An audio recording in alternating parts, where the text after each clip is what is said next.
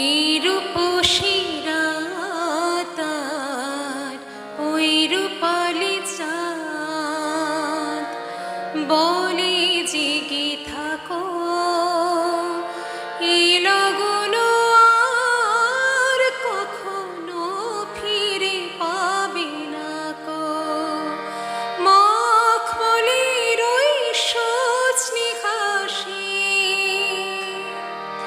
বসলে না হয় একটু পাশে, মনে হয় মোহরে আতর মেখে তোমার কোলে ঘুমিয়ে পড়ি। দেখো ওই যে